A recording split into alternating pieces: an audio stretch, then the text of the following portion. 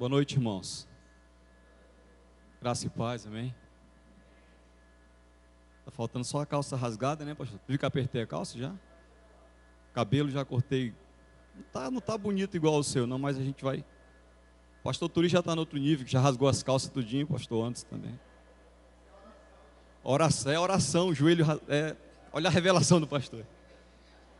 Graça e paz, queridos, boa noite a todos vocês que estão aqui nos assistindo, a você que nos assiste pelo nosso canal no YouTube, comunidade.tv. Eu quero convidar você a abrir sua Bíblia em Lucas capítulo 6, versículo 6, a partir do versículo 6. Deus tem uma palavra para o seu coração nessa noite, amém? Lucas capítulo 6, versículo 6, diz assim: No outro sábado ele entrou na sinagoga e começou a ensinar. Estava ali o homem cuja mão direita era atrofiada. Os fariseus e os mestres da lei estavam ali procurando um motivo para acusar Jesus. Por isso observaram atentamente para ver se ele iria curá-lo no sábado. Mas Jesus sabia o que eles estavam pensando e disse ao homem da mão atrofiada: Levanta-te e venha para o meio. Ele se levantou e foi. Versículo 9. Jesus lhe disse: Eu pergunto, o que é permitido fazer no sábado? O bem ou o mal? Salvar a vida ou destruí-la? Versículo 10. Então olhou para todos os que estavam à sua volta e disse ao homem: Estenda a tua mão. Ele estendeu e ela foi restaurada. Senhor, nesse momento nós queremos te pedir graça, Senhor, para que o Senhor traga a revelação da tua palavra e que fale conosco, Senhor. Nossa fé nesse momento, ela está afirmada, fundamentada na tua palavra, porque nós sabemos, Senhor, que quem está firmado na tua palavra, Pai, consegue ver milagres acontecerem. Quem está firmado na tua palavra, Senhor, podem vir os ventos, as chuvas, as tempestades, mas quem estiver firmado nessa palavra, continuará, meu Deus, de pé na tua presença. E assim como disse Pedro, lançando a sua rede numa noite tão difícil e complicada, ele disse: sobre a tua palavra eu lançarei a minha rede. Então é nessa noite nós lançamos a nossa fé, Senhor, sobre a tua palavra. Fala conosco em nome de Jesus, amém. Queridos, esse texto é um texto que eu já preguei aqui em outra oportunidade, mas Deus vinha falando comigo a respeito desse texto, e eu vinha estudando e dando uma lida, fazendo algumas reflexões e tirando algumas lições para as nossas vidas. E aí eu comecei a pensar por que Jesus ele vai curar aquele homem no sábado dentro de uma sinagoga. É bem verdade que não era muito normal que Jesus estivesse na sinagoga, mas esteve por muitas vezes, pastor. Jesus, a primeira vez que ele esteve numa sinagoga de uma forma bem tranquila, porque ele não queria que ninguém espalhasse nada a respeito dele. Ele não queria que as pessoas soubessem que ele era o Filho de Deus. Naquele momento não, porque ele tinha pouco tempo para fazer a obra. Então a primeira experiência que Jesus tem dentro de uma sinagoga é quando ele começa a pregar e de repente um homem endemoniado, ele vai ficar possesso. Ele estava endemoniado. Ele começa a dizer: o que eu tenho contigo, o que nós temos contigo, Jesus, Filho do Deus Altíssimo. Naquele momento Jesus não faz entrevista com aquele demônio, mas ele vai dizer: sai dele, e aqueles demônios saem. Naquele momento Jesus já vai ficar conhecido, porque havia muito tempo que não acontecia milagres dessa forma, manifestação de demônio, expulsão de demônio, cura de enfermo.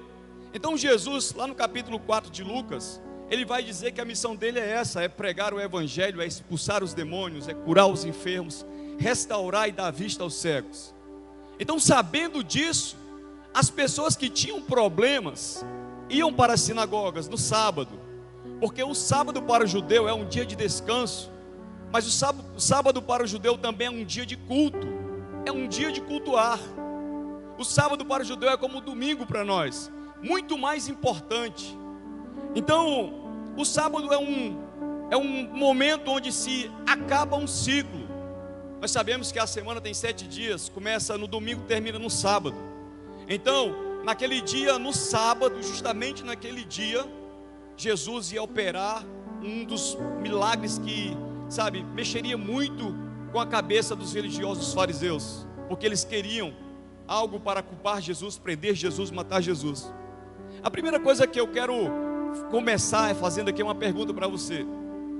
Você já teve alguma oportunidade de resolver um problema? Você já teve alguma oportunidade de sanar uma dívida? Uma oportunidade, sabe, de fechar um bom negócio? Você já teve alguma oportunidade de se dar bem, sabendo que ali era uma porta que Deus estava abrindo e você perdeu aquela oportunidade? Algumas vezes a gente perde sim oportunidades. Às vezes a gente perde por medo. Às vezes a gente não está instruído para enfrentar aquele desafio. Às vezes a gente perde por vergonha. Às vezes a gente perde por incredulidade. Às vezes a gente perde porque a gente acha que aquela oportunidade não é para a gente. Então a gente não tem a ousadia de chegar até o lugar da oportunidade. Então aquele homem não se sabe o nome, não se sabe o endereço, mas se sabe que ele tinha um problema. Naquele sábado, quando se acabava aquele ciclo, se iniciava um novo tempo. Por quê? Porque depois do sábado começa o primeiro dia da semana. Então aquele homem vinha sofrendo há tanto tempo, e aí Deus decidiu mudar a história dele naquele sábado. Eu quero começar dizendo uma coisa para você, que hoje não é sábado, não é domingo, mas é quarta. O Deus que faz milagre no sábado, faz no domingo, faz na segunda, faz na terça, faz na quarta. Hoje Deus vai fazer um milagre na sua vida. Aquele homem, ele foi para dentro daquele templo, mas aquele homem não podia estar ali. Aquele homem, a Bíblia diz que tinha uma das suas mãos atrofiada. O apóstolo Lucas, ele é contundente em dizer que a mão era a mão direita. Por que a mão direita? A mão direita tem um grande significado para o judeu. É a mão da bênção, é a mão da produção, é a mão do trabalho. E tudo aquilo que nós fazemos começa aqui na nossa mente, mas se dá na existência através das obras das nossas mãos. Se tem uma coisa que Deus sabe e Deus observa em nós, antes de observar o nosso coração, é as nossas mãos. Quando ele pega Moisés para libertar o povo de Israel do Egito, ele vai e diz: Moisés, pega a tua mão e coloca no teu peito. Moisés vai pegar a mão, vai colocar no peito. Quando Moisés coloca a mão está leprosa. Quando Moisés tira a mão está curada. Moisés tinha saído do Egito e tinha matado um egípcio, tinha ou não tinha? Matou como? Matou com as mãos. Então ali naquele momento, a vida de Moisés está recebendo um respaldo de Deus para começar a trabalhar. Moisés, o que é que você tem aí nas tuas mãos? Moisés tinha o que na mão? Um cajado. Então Deus, ele vai ficar sempre olhando para as nossas mãos. Davi, um homem segundo o coração de Deus, um dia desejou fazer uma casa para Deus, porque ele disse: Senhor, eu moro num palácio, eu estou a Shekinah, moro em tendas, eu preciso fazer para ti um palácio, para que a tua presença habite. E Deus disse para Davi: Davi, você não vai construir a minha casa, porque você tem sangue nas suas mãos. Então preste atenção como é importante essa simbologia da mão direita. Às vezes nós lemos o texto e passamos batido. A Bíblia diz que Jesus estava ensinando dentro do templo. Colocaram ali dentro daquele templo um homem que tinha uma mão mirrada. Outras traduções falam ressequida. Lucas aqui na NVI fala atrofiada. Eles colocaram aquele homem ali dentro para ver se eles pegavam Jesus, porque se Jesus curasse no sábado, Jesus estaria indo contra a lei. Era um sábado, Jesus não podia curar, mas eles queriam pegar Jesus. Aquele homem, como eu já disse, não tinha o porquê estar ali, porque essa mão ressequida, mirrada, era comparada com uma lepra. Então a lei já excluía aquele homem. Aquele homem estava proibido de estar no meio social, muito menos de entrar em uma sinagoga. Mas ele estava ali no lugar certo. Ele foi levado para o lugar certo. Ele estava no momento certo, onde estava a pessoa certa. E você também está hoje no lugar certo, no momento certo, na hora certa, com a pessoa certa, porque Jesus também está aqui. Então, queridos, quando aqueles homens, eles levam aquele homem para dentro da sinagoga, eles estavam querendo fazer o mal para Jesus. É engraçado, porque ele não podia estar ali porque ele tinha um defeito. Ele só vai entrar ali se fosse escondido. A outra coisa que eu quero perguntar para você é: como é que você age com os seus defeitos? Eu lembro que quando eu fui fazer uma entrevista para uma empresa aérea, eu estava pleiteando uma vaga numa empresa aérea, e aí nós ficamos com uma psicóloga, uma dinâmica de grupo, e aquela psicóloga pediu para a gente colocar no papel 10 virtudes nossas e 3 defeitos. De repente, quando é para virtude, olha, rapidinho, todo mundo colocou 10, 10. Quando chegou na hora do defeito, ninguém conseguia colocar, pastor. Eu não sei por que não conseguia colocar os defeitos. Sabe por quê? Porque defeito é desse jeito mesmo. Defeito faz com que as pessoas nos rotulem. Os defeitos faz com que as pessoas nos excluam. Os defeitos faz com que as pessoas nos desprezem. Então, aquele pessoal naquela entrevista não conseguia colocar os defeitos. E só dizia assim: eu tenho tantos defeitos, mas não consigo colocar. Sabe por quê? Porque os nossos defeitos às vezes nos impedem de ter alguns acessos. Aí então a lei vai excluir, aí Jesus vai trazer ele. Quando Jesus olha para aquele homem, olha para aquela situação, olha para tudo aquilo que está acontecendo, a Bíblia diz que Jesus começa a observar aquele homem. Aqui a gente prega dessa forma, mas na sinagoga não, é como se eles estivessem em uma forma de U, em círculo. A tribuna fica no meio, não fica na frente. Então todo mundo podia se ver, um de frente para o outro, um de frente para o outro. E é engraçado que quando Jesus vai colocar os olhos naquele homem, Jesus via o que ninguém via.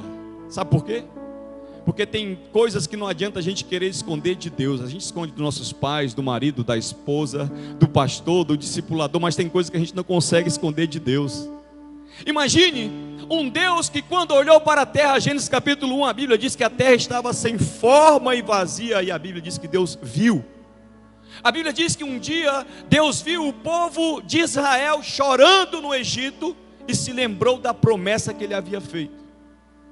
A Bíblia diz que um dia Agar vai sair de casa expulsa por Sara e vai para o deserto com Ismael. E aí o menino começa a chorar, e Deus vê, e Deus ouve o choro do menino, porque Deus vê. Não tem coisa nenhuma, nenhum defeito que nós possamos esconder do nosso Deus. E Jesus, olhando para o defeito dele, o aceitou, o amou. Sabe por que nós estamos aqui hoje? Porque o Senhor não olha para os nossos defeitos. O Senhor não olha para as nossas falhas, não olha para os nossos erros. O Senhor não olha para os nossos tropeços. Ele não olha para o nosso passado, Ele não olha para o nosso presente, porque Ele vê o nosso futuro. Deus está vendo o teu futuro. Deus sabe como é que vai ser o teu futuro. Vai ser um futuro glorioso, vai ser um futuro de sucesso. Você vai prosperar, você vai vencer. Ele vai esconder, pastor Júnior. Ele vai esconder o defeito, vai esconder. E por que não esconder? Porque se ele não escondesse, ele corria o risco de ser expulso da sinagoga e apedrejado. Ele esconde o defeito. Esconder de quem nos viu antes de nós termos uma estrutura corpórea. O salmista Davi diz que nós éramos uma substância informe e o Senhor já nos via. Como é que eu vou esconder algo de um Deus que a escuridão da noite é como a luz do meio-dia para Ele? Jesus sabia o quanto aquele homem vinha sofrendo. Jesus olha para aquele homem e não vê apenas o defeito, mas vê o sofrimento, vê a dor, vê a vergonha, vê aquilo que para ele fazia dele uma pessoa que era fora dos padrões. E por falar em padrão, é interessante, porque a gente às vezes, para se amoldar alguns padrões, né, a gente esconde quem nós somos, muitas vezes, e não demonstramos a verdade. Um dia um amigo meu disse: rapaz, eu saí à noite, olha, eu saí assim, ele gostava de namorar. Ele disse: olha, eu liguei o meu radar, quando eu vi, olha, que loira, linda. Disse: olha, o cabelo dela, olha a mulher cheirosa e tal. Rapaz, quando eu cheguei perto não tinha um defeito.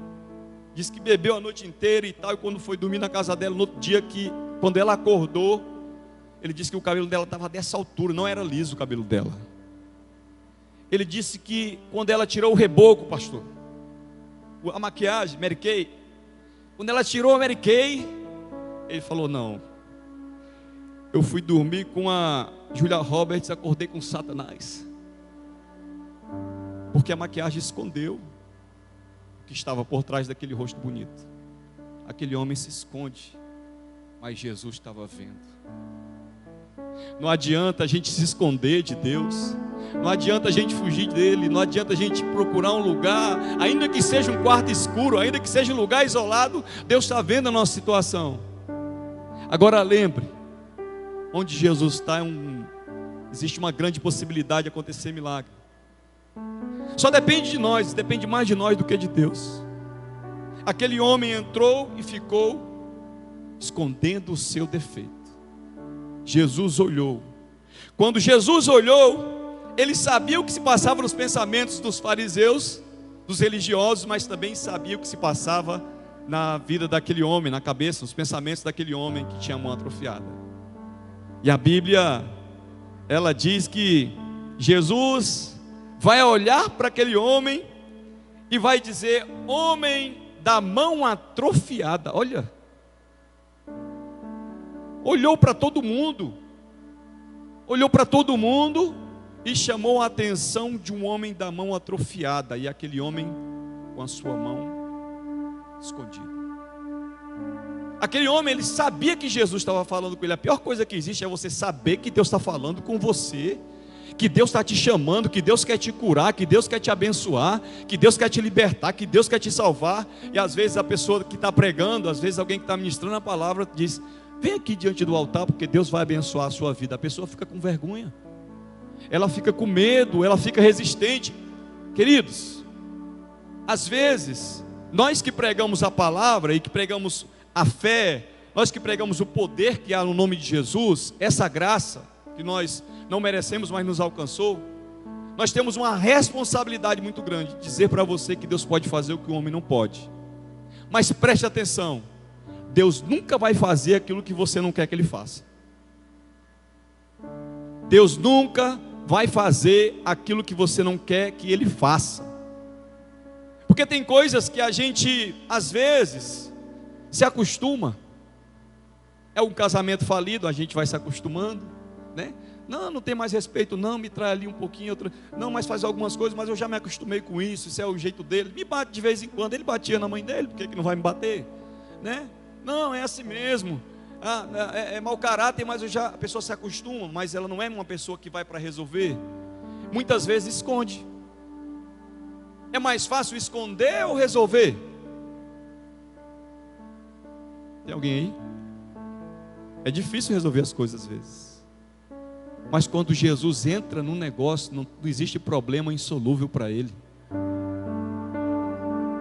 Jesus disse: homem da mão atrofiada. Aí o homem disse: agora pronto, agora é o meu fim. Ou Ele me chamou pelo meu defeito. Quase ninguém sabia que aquele homem tinha aquele problema, só quem queria prejudicá-lo. E é engraçado, né, que quando Deus está no negócio, até quem procura prejudicar a gente acaba ajudando, né? Ele me chamou pelo meu defeito. E aí aquele homem vai entrar numa crise, porque talvez ele pensasse: se eu levantar aqui, o pessoal vai dizer, leva para fora a pedreja. Mas ele levantou, ele fez a parte dele. Ele obedeceu. Ele vai tomar uma postura diferente de muita gente que, quando é confrontado com o seu defeito, começa, sabe, a querer tomar outras decisões precipitadas que às vezes vão prejudicar. Talvez se Jesus tivesse dito: vem cá, você que sofre de depressão, vem cá, você que está tomando remédio controlado, vem cá, você que tem problemas com drogas, vem cá, você que tem problema com adultério, ninguém levantaria. Se é Jesus que está chamando, levantaria. Vem cá, você que é fracassado, você que quebrou a tua empresa, vem cá, você que deixou de pregar, vem cá, você que abandonou a tua célula, vem cá, você que deixou os teus discípulos, vem cá, você que é um mau pai, você é um mau caráter, você compra e não vende. Jesus chamou pelo defeito. mas não para expor. Jesus chamou para o defeito para curá-lo. Quando Deus nos chama e nós entendemos é Deus que me chama, nós vamos até o lugar da nossa cura, no lugar da nossa solução, no lugar da nossa vitória. Aquele homem correu, ele vai, se levanta, e quando Jesus disse, vem para o meio, aquele homem não pensa duas vezes, ele se levanta e ele vai. Ele vai contra o medo, ele vai contra a vergonha, ele vai contra tudo aquilo que ele pensava que as pessoas pudessem. Meu irmão, chega de viver em função daquilo que as pessoas pensam da gente. Começa a pensar naquilo que Deus pensa ao teu respeito. Você não é o que dizem, você é aquilo que a Bíblia diz que você é. Aquele homem, ele vai e se levanta, e já agora vai tomando posse da sua cura. E aí Jesus, quando chama pelo defeito, faz algo muito mais forte ainda. Aí eu digo, esse camarada, ele foi macho. Esse camarada, ele foi alguém que não aguentava mais viver escondendo. Problema que você não resolve é problema que atrapalha a sua vida, é problema que tira a noite de sono, problema que você esconde, problema que você não tem peito, coragem para enfrentar, é problema que vai tirar a tua paz durante muitos anos. Jesus disse, homem da mão atrofiada, vem para o meio. Se Jesus te chamasse hoje para o altar, você viria? Porque eu não sei você, mas eu tenho tantos problemas. Eu também preciso de cura. Então quando Jesus me chama, eu não quero saber quem está na minha frente, quem está do meu lado, eu vou. Mas eu tenho certeza aqui que nessa noite pessoas precisam de cura, pessoas precisam de libertação, de restauração, de porta aberta, pessoas precisam da sua saúde restaurada, pessoas precisam viver um novo tempo com Deus, pessoas precisam experimentar algo novo da parte de Deus. Ei, deixa eu te falar uma coisa, não é para ontem, nem para amanhã, é hoje. Eu queria convocar você a ficar de pé em nome de Jesus. Eu quero orar.